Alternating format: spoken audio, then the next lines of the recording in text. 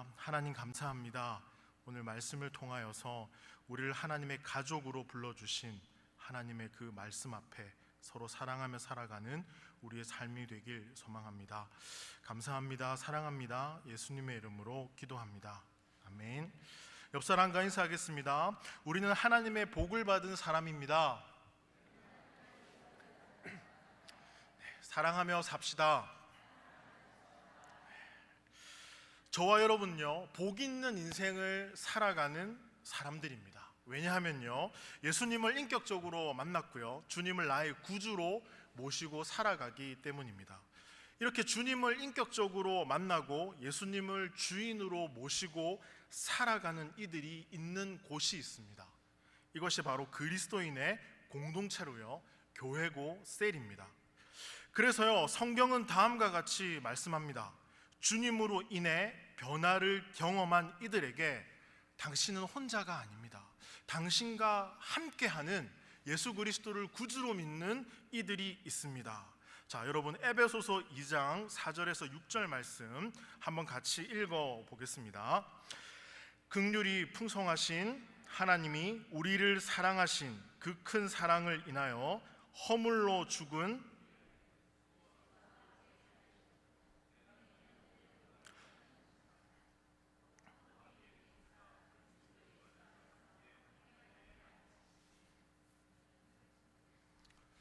글자가 잘 안 보이시죠? 네. 글자가 작아서 잘 안 보이시는 것 같습니다. 제가 읽다가요, 다 읽어주실까 싶어서 가만히 있었습니다. 자, 여러분, 2장 4절에서 6절 말씀을요, 제가 세 번역으로 읽어드리겠습니다. 그러나 하나님은 자비가 넘치는 분이셔서 우리를 사랑하신 그 크신 사랑으로 말미암아 범죄로 죽은 우리를 그리스도와 함께 살려주셨습니다. 여러분은 은혜로 구원을 받았습니다. 하나님께서 그리스도 예수 안에서 우리를 그분과 함께 살리시고 하늘에 함께 앉게 하셨습니다 라고 말씀하십니다.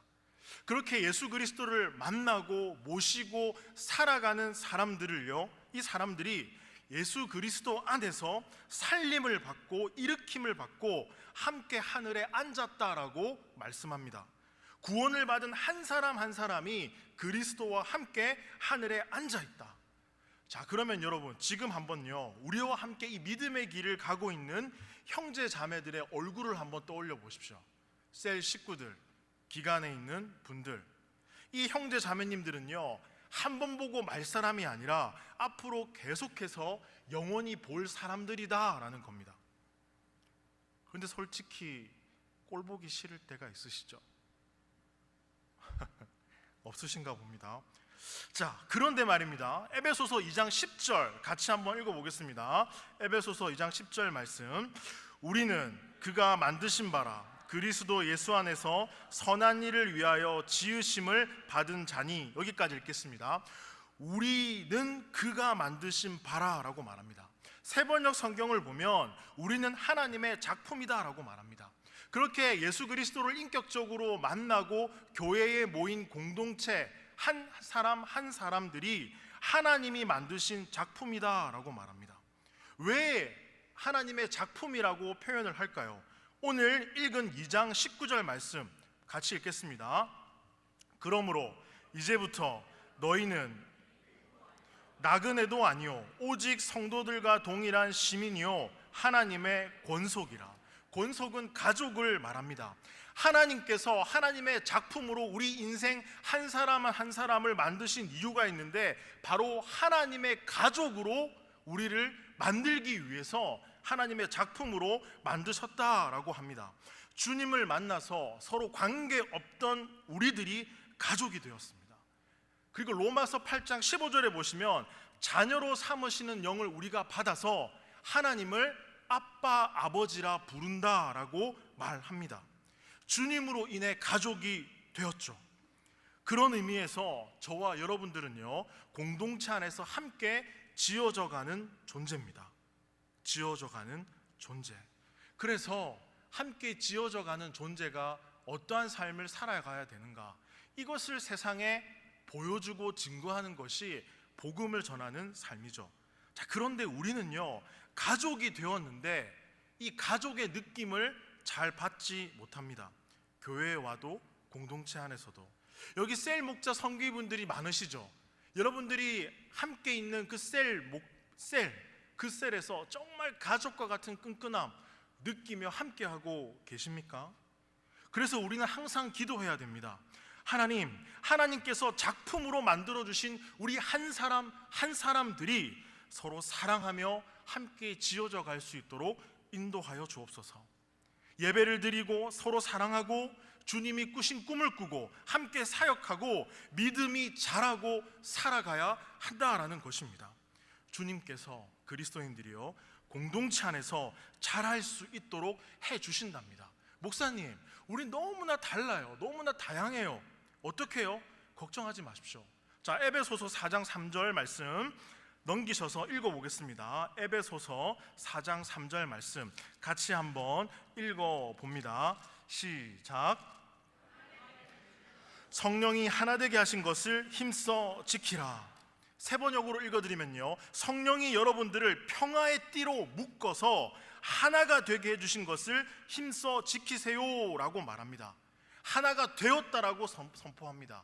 주님으로 인해 하나가 되었으니 하나 된 것을 힘써 지키라 라고 말씀하십니다. 이 말씀에 보시면 누가 우리를 묶으셨다고요? 성령님께서 우리 한 사람 한 사람들을 평화의 띠로 묶어 주셨답니다. 그래서 저와 여러분들은 해야 될 일이 있습니다. 하나님이 하나 되게 하신 이 공동체를요 어떻게 드러낼 것인가? 어떻게 구현해내고 어떻게 살아갈 것인가? 사람들은 서로 만나면요 공통 분모를 찾습니다. 취향, 뭐 좋아하세요? 음식은요? 인생의 목적은 무엇입니까? 나와 결이 같은지를 반드시 확인합니다. 그런데 그리스도인들은요 주님께서 만들어주신 공통 분모를 찾습니다. 그 공통 분모가 뭘까요? 오늘 말씀도 안 읽어주시고 대답도 안 해주시고 저 혼자 다 하라는 거죠. 네, 저 혼자 다 해보겠습니다. 네. 자, 여러분, 그리스도인들은요 주님께서 만들어주신 공통 분모를 찾는데 그 공통 분모는 하나님 아버지입니다. 저기 계신 조 권사님도 하나님을 아버지라 부르고, 저기 계신 이 성도님도 하나님을 아버지라 부르고, 여기에 있는 저도 하나님을 아버지라 부르고, 여러분의 자녀들도 하나님을 주일학교에서 아버지라고 부르죠. 우리 모두는 하나님을요 아버지다라고 부릅니다. 그래서 우리를 하나로 만드신 이 아버지를 바라볼 수 있어야 됩니다. 이게 공통분모라는 거죠. 이 하나님 아버지는 요한복음 13장 34절에서 이렇게 말씀하십니다. 서로 사랑해라. 서로 사랑할 때 우리가 가지고 있는 이 다양성, 다양한 생각, 가치관들이 문제가 되지 않고 오해가 되지 않고 오히려 복이 된다라는 것입니다. 저분은 저렇게 생각을 할 수 있구나. 저분은 저래서 몸이 좀 오버사이즈구나. 저분은 그래서 주일에 오지 못하는구나. 저분은 그래서 인사를 그렇게 하는구나. 우리는 사람들에게 너무 관심이 많아서요 말을 합니다. 제가 교회에서 가장 많이 듣는 말이 뭔지 아십니까? 저를 사랑해 주신다는 것을 압니다. 목사님 살 좀 빼세요. 목사님 그러면 죽어요. 이런 말도 들어봤습니다. 저를 걱정해 주시는 것을 알지만 이게 자꾸 들으면 들을수록 어떤 마음이 들을까요? 마음에 상처가 됩니다. 저도 빼고 싶습니다. 빼고 있습니다. 수영을 하면서 6kg를 감량했습니다. 네, 더 빼야 되겠죠. 8개월이 걸렸습니다. 더 빼야 되겠죠. 빼고 있습니다.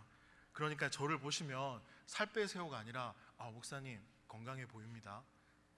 목사님 화이팅 응원해 주시면 감사하겠습니다. 자, 그래서요 이렇게 다양한 사람들이 교회 안에 있기 때문에 좋다라고 고백할 수 있어야 되는 것입니다. 당신과 나는 다르다, 너무나 다르다, 이것 때문에 좋다라는 것입니다. 왜요? 주님 안에서 우리는 작품이 되었고 불러주셔서 하나님이 우리를 가족으로 만들어 주셨다라는 것입니다. 중요한 것은 우리가 어떤 모습이든지 하나님을 아버지로 부른다라는 사실입니다. 그래서 주님 안에서 우리가 생각이 다르고 서로 다르지만 서로를 격려하고 축복해 줄 수 있어야 된다라는 것이죠.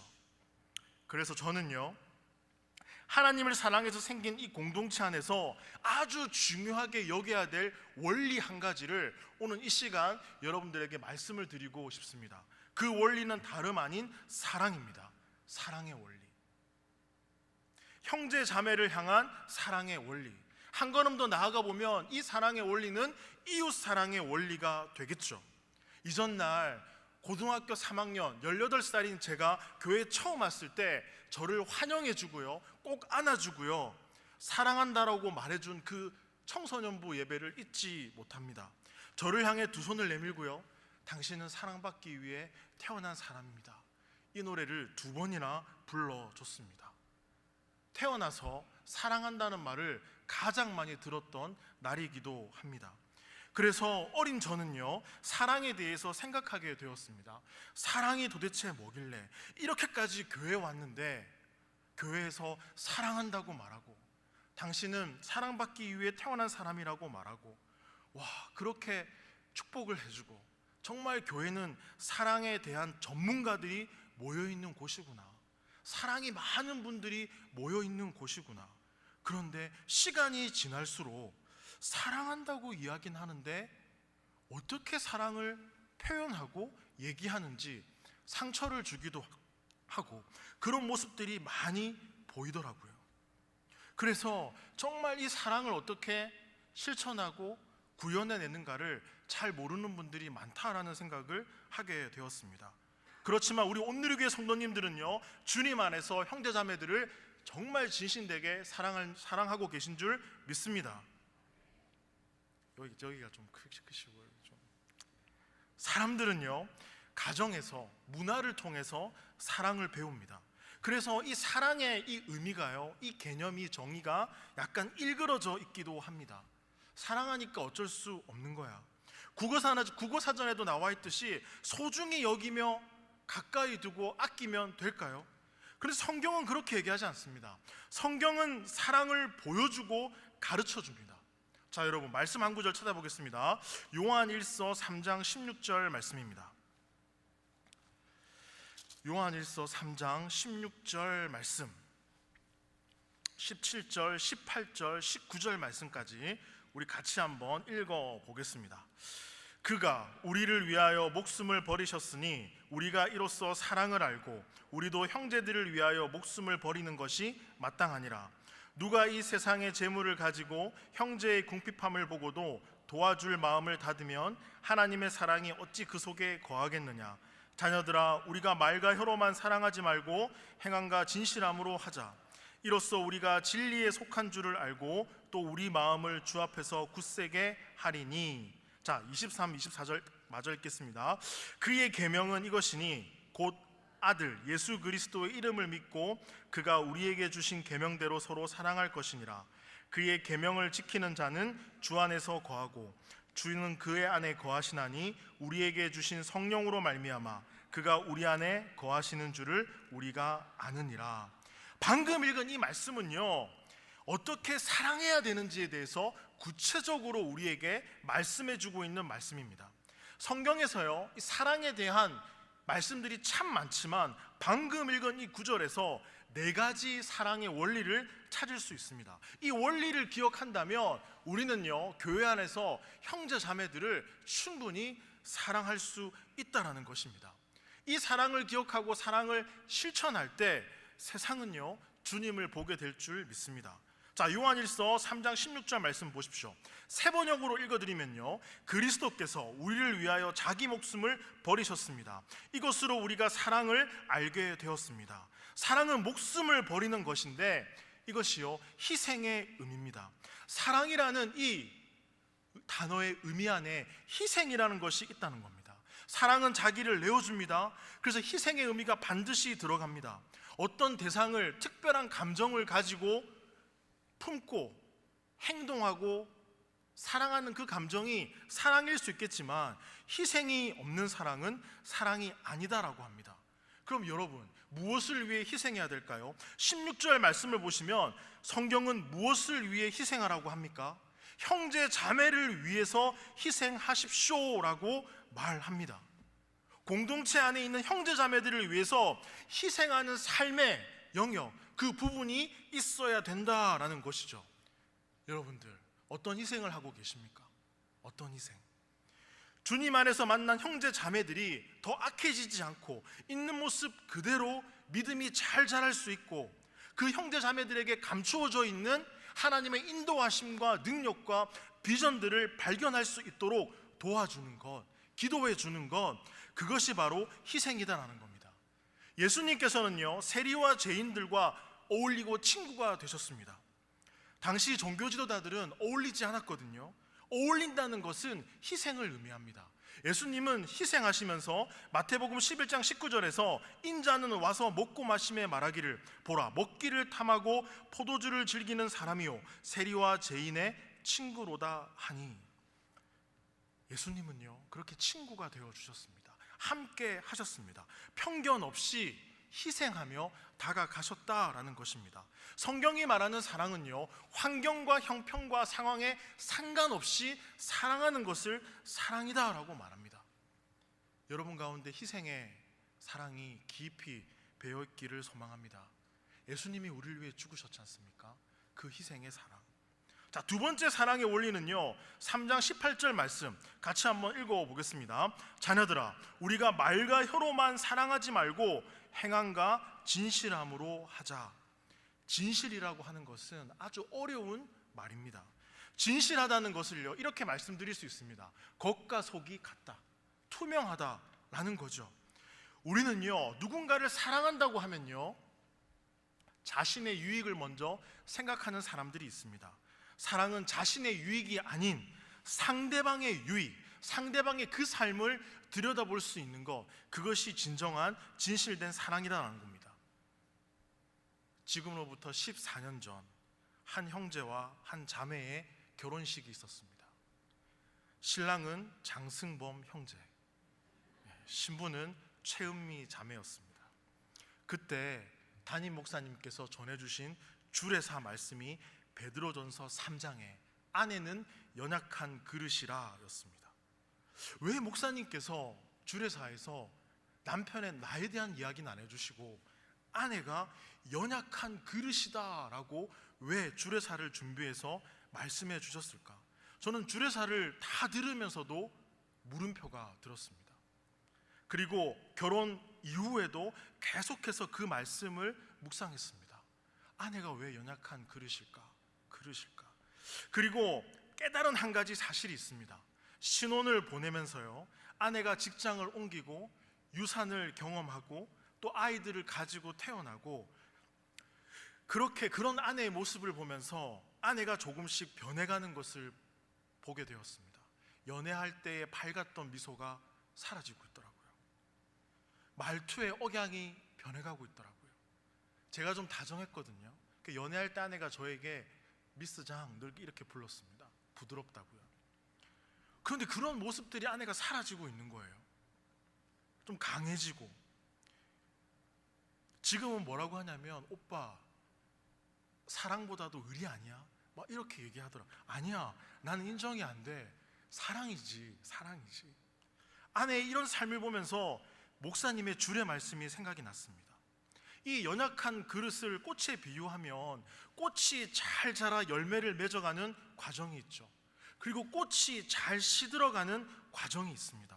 아내를 처음 만나 연애할 때의 그 모습, 결혼한 후에 신혼 때의 모습, 자녀를 놓고 이직을 하고 삶의 현장에 부딪혀서 여유 없이 바쁘게 지낼 때 처음에 그 모습을 잃어버리지 않게 사랑함으로 내 곁에 있는 아내를 내가 아껴주고 함께 해줘야 되는데, 그 감정, 마음이 다치지 않게 조심해야 되는데, 내가 한마디를 하더라도 어떻게 말을 할까 생각해 봐야 되는데, 오늘 말씀처럼요, 진실하게 사랑하는 것이 연약한 그릇으로 여기는 것이다 라는 것을 저 결혼 생활을 대해서 깨닫게 되었습니다. 여러분, 스된 그릇이 아닙니다. 여기 계신 남편분들 잘 기억하십시오. 연약한 그릇입니다. 스대는요, 던지면 깨지지 않지만 충격을 받죠. 기스도 납니다. 그 기스가 사라지지 않는다라는 겁니다. 마음이 다치면 그래서 평생 가는 것 아닙니까? 저는 그 연약한 그릇이라는 말씀을 떠올릴 때마다 아내가 그때의 그 모습, 외적으로는 변해가지만 내면의 그 모습을 잃어버리지 않고 다치지 않고 내 곁에서 그렇게 연약한 그릇으로 하나님의 작품으로 사랑스럽게 늙어갔으면 좋겠습니다. 그러면 진실하게 제가 사랑해야 되겠죠. 그렇게 안 될 때가 많지만 여러분 18절 말씀처럼 말과 혀로만 사랑하지 말고 행함과 진실함으로 사랑하자. 주님은 우리를요 진실하게 사랑하고 계십니다. 그럼 우리 역시 진실하게 내 가까이에 있는 이들을 사랑해야 되지 않겠습니까? 예수님께서는 요한복음 13장 34절에서 제자들을 불러서 이렇게 말씀하십니다. 서로 사랑하라. 제자들은 12명이었습니다. 여러분들은 여러분의 이 사랑으로 몇 명까지 품을 수 있으십니까? 예수님은 그것을 12명 아래로 말씀해 주시는 것 같습니다. 우리는요 우리의 사랑이 연약해서 저는 모르겠습니다. 여러분들의 사랑이 얼마나 큰지. 그러나 우리가요 한 사람도 사랑하기 벅찬 게 사실이지 않습니까? 두 사람, 세 사람, 공동체까지. 신앙생활을 하면서 교회에서 만나 가족이 된 이 형제 자매들을 진정으로 진실되게 사랑하시기를 바랍니다. 그러할 때 이 사랑의 의미를 발견하게 될 것입니다. 자, 3장 17절과 18절 말씀을 보면요, 누구든지 세상 재물을 가지고 있으면서 자기 형제 자매의 궁핍함을 보고도 마음 문을 닫고 도와주지 않으면 되겠느냐라고 말씀하십니다. 말과 혀로만이 아닌 말과 행동으로 진실함으로 사랑해라라는 말씀이시죠. 저는 신중하게 표현하는 한 가지 표현이 있습니다.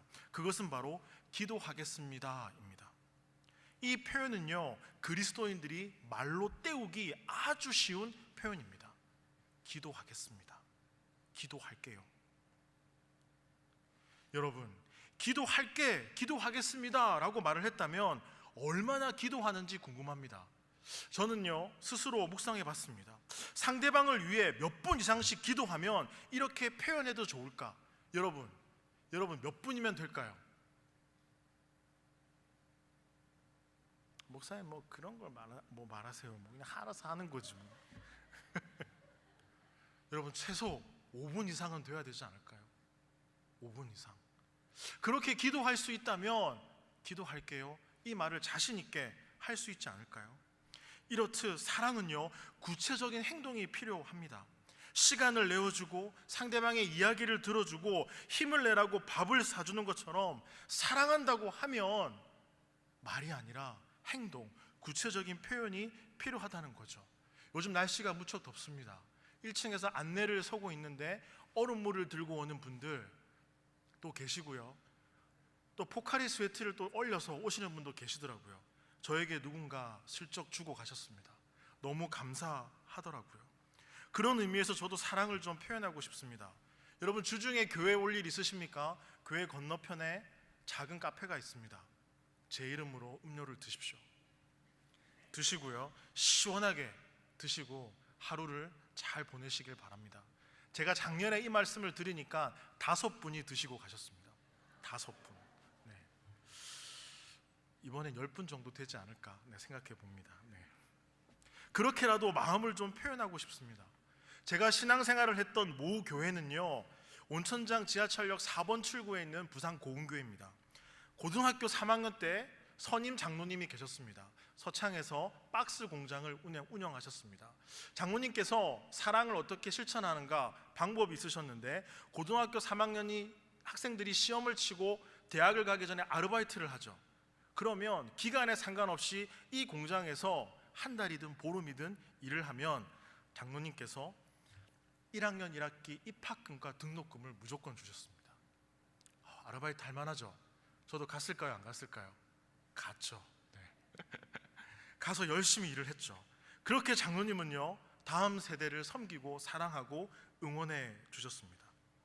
저도 사역을 하다 보면 지칠 때가 있고 피곤할 때가 있습니다. 어느 날 새벽 예배를 인도하고 내려오는데 1층에서 한 여집사님이 목사님 부르시더라고요. 제가 그래서 집사님께 다가갔습니다. 집사님이 수줍게 미소를 띠시면서 나이가 좀 좀 있으신 집사님이셨어요. 편지를 저에게 이렇게 내밀고 하나님께서 저에게 목사님을 응원하라라는 마음을 주셨습니다. 그 편지를 주고 가셨어요. 그 편지를 받아서 집에 주차장에 도착해서 차 안에서 그 편지를 읽었습니다. 목사님 힘내세요.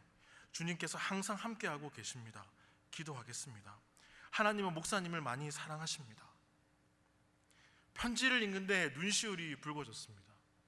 저의 마음을 다 들여다보고 계시는 주님, 그리고 이 집사님의 편지의 내용, 한참을 그 차 안에서 있다가 집에 올라갔습니다. 담임 목사님께서도 저에게 한 번씩 물어보는 게 있습니다. 장 목사님, 우리 온누리교회 부임해서 기도 응답 많이 받으셨죠? 네, 목사님. 하나님이 목사님을 얼마나 사랑하시는지 잘 아시겠어요? 맞습니다, 목사님. 사랑을 많이 받고 있는 저는 참 감사합니다. 그래서 더 기도해야 되겠다라는 결심을 하게 됩니다. 여러분, 진실되게 행동으로 사랑하시는 여러분의 삶이 되길 소망합니다. 마지막 네 번째 사랑은요, 요한일서 3장 23절에서 24절 말씀입니다. 세 번역으로 읽어드리겠습니다. 하나님의 계명은 이것이니 곧 그 아들 예수 그리스도의 이름을 믿고 그리스도께서 우리에게 명하신 대로 서로 사랑하라는 것입니다. 그리스도의 계명을 지키는 사람은 그리스도 안에 있고 그리스도께서도 그 사람 안에 계십니다.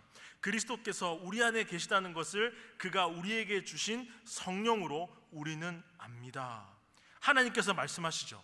그 아들 예수 그리스도의 이름을 믿고 그리스도께서 명하신 대로 서로 사랑하라라고 말합니다.